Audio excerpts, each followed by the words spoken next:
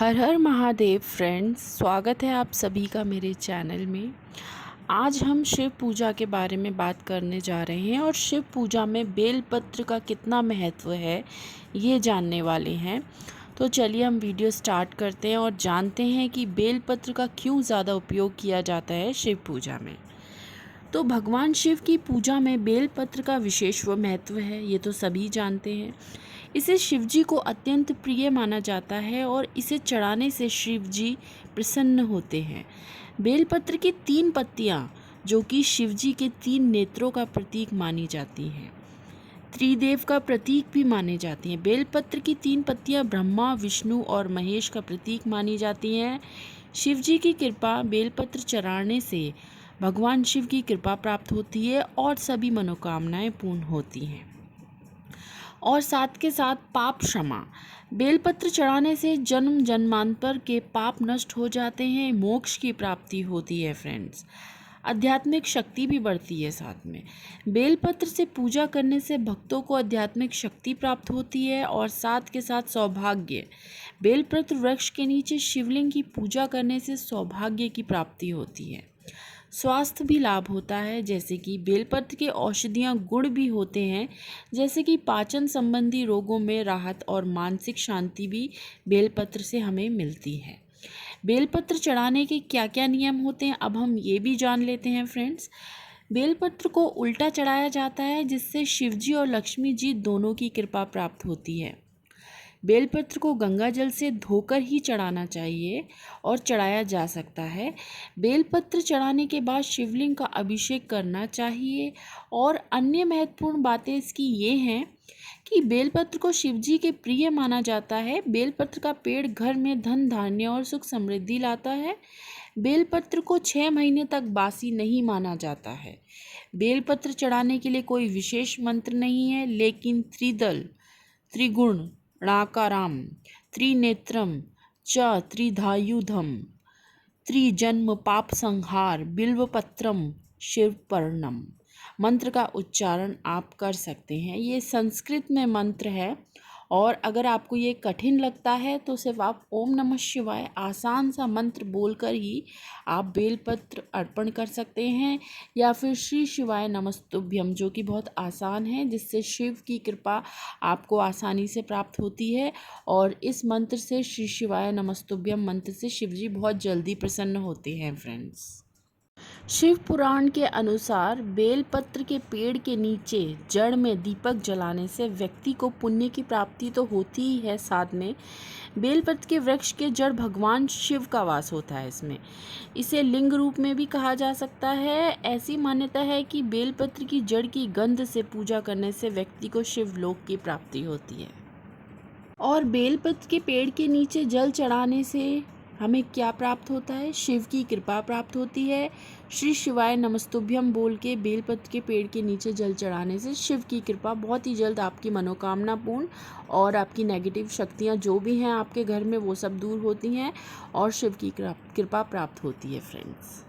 और क्या आप जानते हैं कि बेलपत्र में के पेड़ के नीचे दूध भी अर्पित किया जाता है?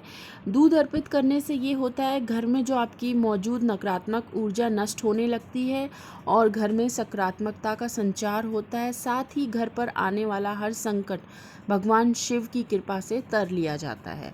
और एक बात और बोलना चाहूँगी फ्रेंड्स मैं, कि बहुत से लोग शिव जी को जब पूजा करने जाते हैं तो जो उनका लिंग है उस पर अपना मस्तिष्क रखते हैं। मस्तिष्क रखने से और अपनी जो भी परेशानी बोलने से ये होता है कि आपके जितने भी कष्ट होते हैं वो शिव जी हर लेते हैं। और आप अगर मंदिर जाते हैं तो ये उपाय ज़रूर करिएगा कि शिव जी पे अपना मस्तिष्क रख के आप अपनी परेशानी समस्या बोलिए और देखिए, फिर शिव जी हर चीज़ हर लेते हैं। जैसे कि हम धतूरा चढ़ाते हैं, काले तिल चढ़ाते हैं शिव जी पर, तो वो चढ़ाने का हमारा पर्पस क्या होता है कि हमारी जितनी भी नेगेटिविटी है, जितनी भी हमारी बीमारी, रोग, शोक है, समस्या है, सब शिव जी हर लेते हैं।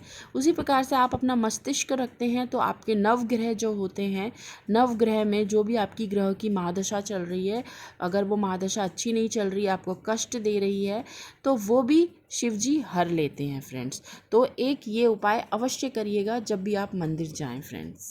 बहुत से लोगों को पूजा में, जिनकी शुरुआती पूजा है और उनको अभी इतना ज्ञान नहीं है, उनको ये कन्फ्यूज़न रहता है कि हमें पहले पूजा में शिव जी को जल अर्पण करना चाहिए या बेलपत्र। तो जानकारी के लिए मैं बता दूं, सबसे पहले हमको शिव जी को जल अर्पण करना चाहिए। एक पारंपरिक और महत्वपूर्ण क्रिया है ये।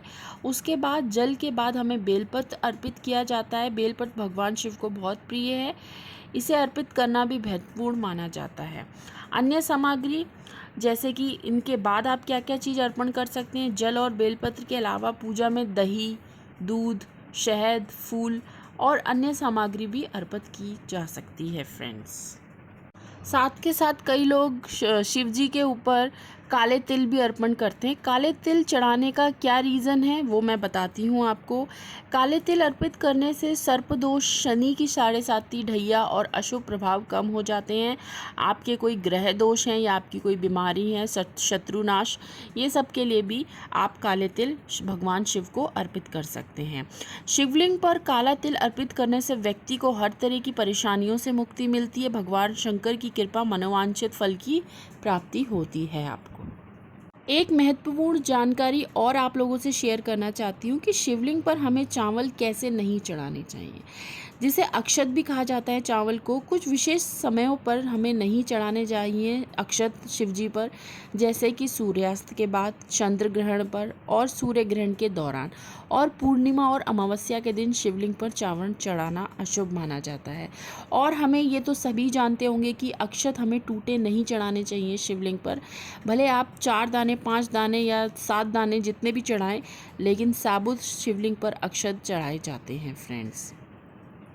अगर आपकी कोई विशेष मनोकामना है तो उसके लिए आप 108 चावल के दाने शिवलिंग पे चढ़ा सकते हैं अपनी मनोकामना बोल करके, जिससे कि आपकी मनोकामना जल्द पूर्ण होगी। शिव पे बस अपना आश्रय रखिए, शिव पे अपना पूरा विश्वास होना चाहिए। कोई भी उपाय अगर आप करते हैं तो अपने दिल से करिए, ये नहीं कि बस लोगों के कहने में आके। अगर आपके मन में सच्ची श्रद्धा है तो आपकी मनोकामना अवश्य पूर्ण होगी। इसके लिए आपको ज़्यादा परेशान होने की ज़रूरत नहीं है फ्रेंड्स। हर हर महादेव।